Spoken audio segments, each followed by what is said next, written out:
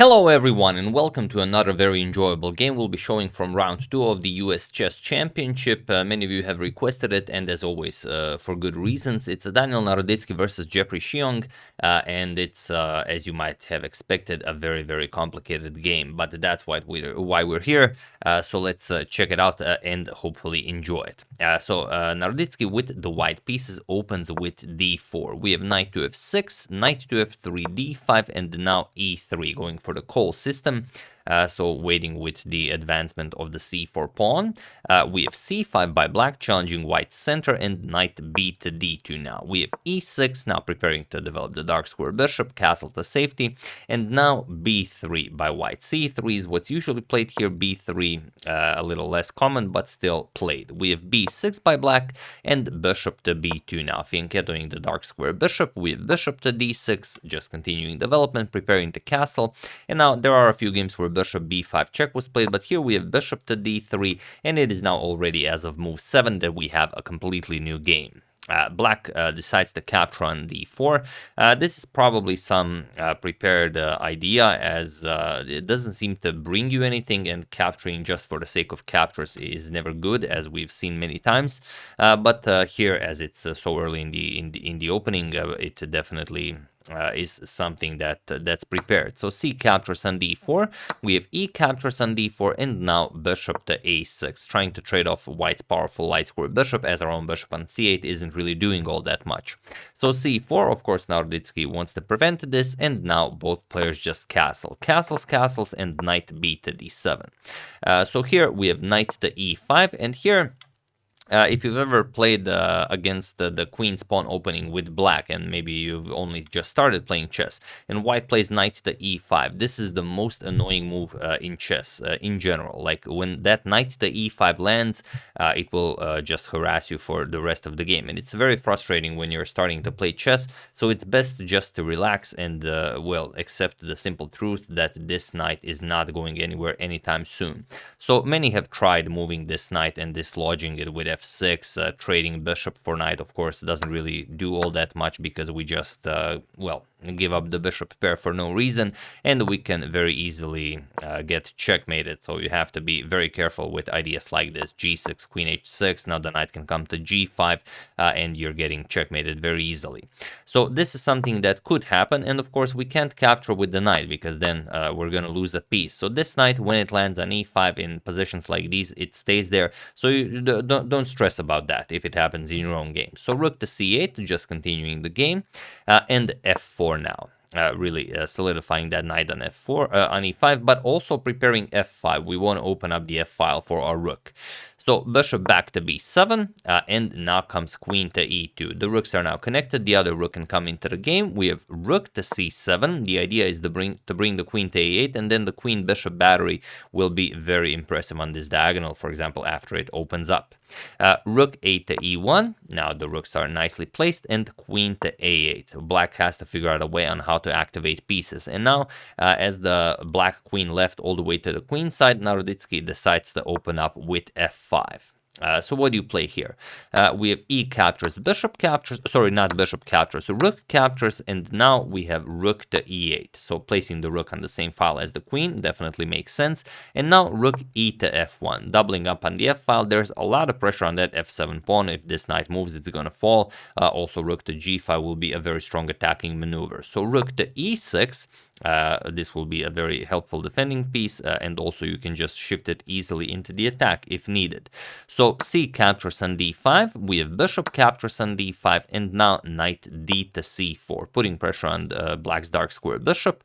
Here we finally have knight captures on e5, and now not knight captures but d captures on e5, attacking the knight and the bishop here. So what can you play? The problem is, if you play something like bishop captures on c4 and bishop captures on c4, what do you do here? Your knight is hanging, your rook is hanging, you have to play something like bishop to c5, check king h1, but there's no good move you can make. If you move the knight, you're going to lose the rook. Also, f7 becomes weak, so this would be completely winning for white. So instead, after d captures on e5, we have bishop to c5 with check. Now look at Xiong's bishops. They're so impressively placed that it's hard to imagine that you can survive this. Look at this rook ready to jump to h6. It's going to be very, very difficult defending this. So king to h1, knight to e4 now. And this knight is now a monster. The problem is you can never capture on f7 or something like this. Okay, for the moment the rook is guarding this, but even if it wasn't, if you just move it knight to g3 check wins the game. The problem is knight to g3 check, pawn captures rook to h6, and it's game over. There's not much you can do about this. So here we have rook 5 to f4. This is a trick, now trying to get black to sacrifice the knight, but now sacrificing the knight wouldn't really work, because after h captures on g3, our pawn is guarding the h4 square, hence rook to f4 move, and now if rook to h6, we can simply block with rook to h4, we're up a piece, and we are now winning. It still looks very ugly because the bishop pair is just beautiful here, but we shouldn't have any problems defending this. So instead, after rook 5 to f4,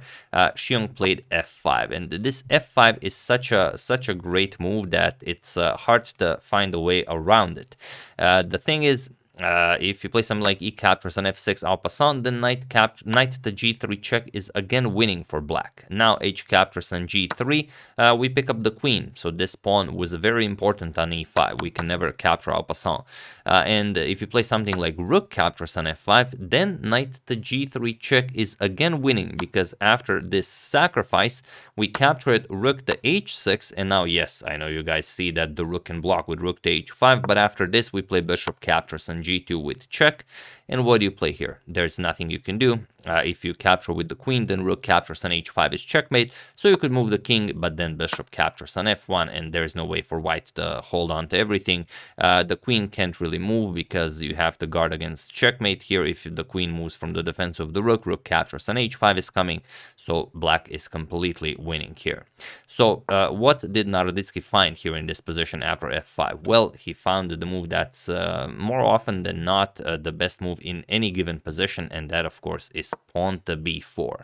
And this is a beautiful move. It comes with a dare. It says, all right, capture my pawn, and there are many possibilities here that you can consider, but Xiong decided to boldly capture the pawn. Just to show you how complicated the position is, you could play something like b5, attack the knight on c4. You could play something like g5, attack the rook here. For example, g5, the rook is attacked. We could play bishop captures on e4 now, threatening bishop captures on d5. So bishop captures, and now we even play rook captures on e4, and the bishop here will still be hanging. So after queen captures, we're going to play queen captures, f captures, you have to pick up our queen, b captures on c5, rook captures, and now let's say knight to e3, and we would have two pieces for a rook. So this is one option that you could play after this annoying b4 move. The other one, of course, is this b5 move. So what could you play here? Again, we're going to capture on e4, and after bishop captures, now go after this bishop, knight to d2.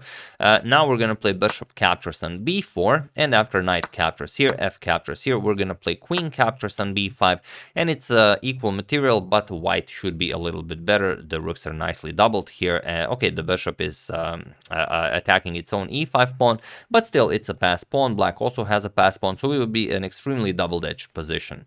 So this is what was possible here, like g5, b5, but Xiong boldly accepted this. He played bishop captures on b4, much like you would when facing the Evans Gambit, and now knight to e3. Now this move is completely different than when the bishop was here on c5, as the bishop cannot capture on e3. So what can you play here? Well, the f5 pawn is hanging, so we might as well defend this, and we're going to have to give up our bishop pair. And this is the absolute best, of course, for black. So g6 is played, guarding the f5 pawn. Now a3, pushing the bishop back. We have bishop back to e7, and now knight captures on d5. We have queen captures on d5, and now queen to f3, not allowing the knight to move as the queen would hang. And what can you play here? Well, it's a very difficult position, and Xiong in fact plays the absolute strongest move for black, but that's exactly what Daniel wanted. He plays knight to c3. Now the queens are opposing each other, and the knight here guards the queen. So what do you play? Here, bishop to c4. That's the good stuff. And you might have noticed that the queen, rook, and king are on the same diagonal, so this is a very powerful move. Now, we can't really just ignore this. For example, if we play queen captures on f3, first white captures on e6 with check, only then we recapture the queen and we're winning. We're up too much material. So here, after bishop to c4, best is just to capture this bishop. So rook captures on c4, and don't worry, it's not a free piece because we're going to remove the defender of the rook. So queen captures on d5, knight captures, and now rook captures on c4. And now white is up the exchange, however, black is up a pawn. So how can you continue here? Well, b5 is played, attacking the rook. Bishop to c5 seems a bit safer as it prevents the rook from activating along the c file. But okay, b5, we have a 2-to-1 advantage on the queen side, so we could even try and create a pass pawn here. Rook to c8 check, king to f7, now comes rook to f3. So what do you play here? We have knight to b6, chasing back the rook, rook to c7 now, going after the a7 pawn, and now knight to c4, going after the bishop here. So the bishop has to move bishop to c3, and now you have to decide how to continue here. It's not easy. There are many options. You could capture on e5, you could capture on a3, you could decide to save your a7 pawn and play something like a6. So many options for black, all depends on what kind of a player you are. So knight captures on e5 is played here. White must react to this as the rook here on f3 is attacked. So rook to h3, going after the pawn here, and now h5. And only now white captures on a7. So rook captures on a7, and now f4. It's a very tricky move. f3 is coming at some point. This will not only mess up white's pawn structure, but also remove the rook's defense of the bishop on c3. So it could be very important in some lines. So rook to b7, going after the b5 pawn. Now rook to c6. And now what we've discussed, if this pawn lands here, then you will no longer be defending your bishop. And if the bishop moves, you might even run into a back rank checkmate. So white has to be very careful here. But for the moment, the tactics work in white's favor. So rook captures on b5. Now there's a double attack on the knight here. And of course, we mentioned that you can't just grab the knight. You're going to get checkmated. So rook captures on b5, goes after the knight here. Bishop to f6, defending, and now rook to b1. You have to take care of your back rank issues. And now we have knight to g4. A very tricky move, and there is only one way for white to continue and keep enjoying his advantage. So feel free to pause the video and try to find this very interesting move while I give you a couple of seconds.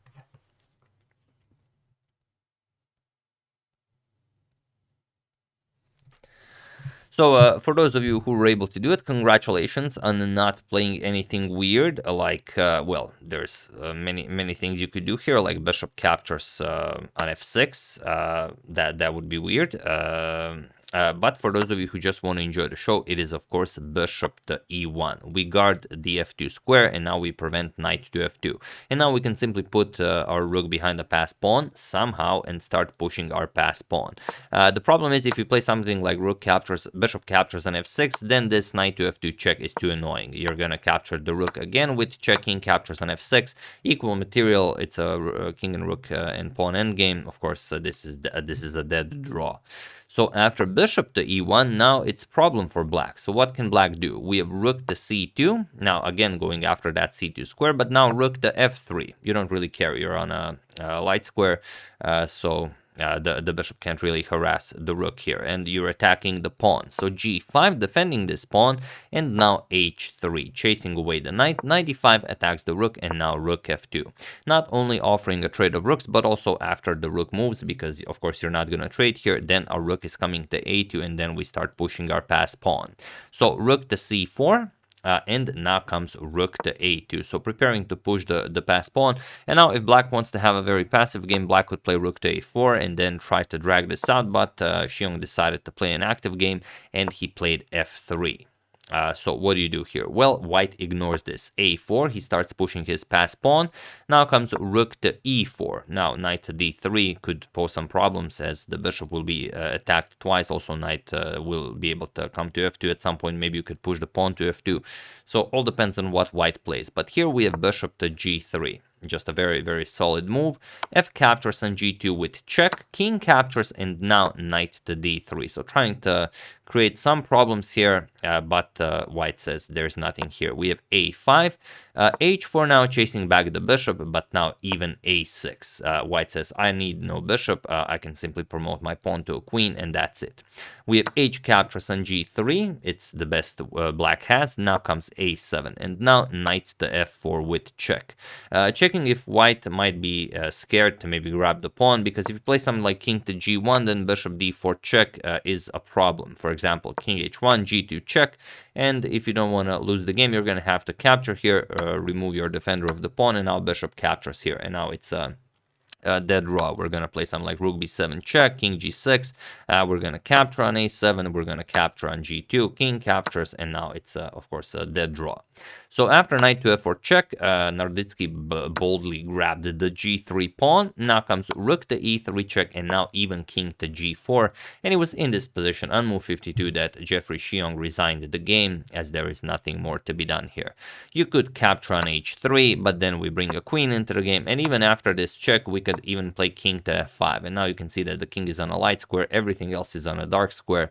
There's no way to even continue harassing this white king, so there are no tricks left. Of course, after king to g4, the best move was simply to resign the game.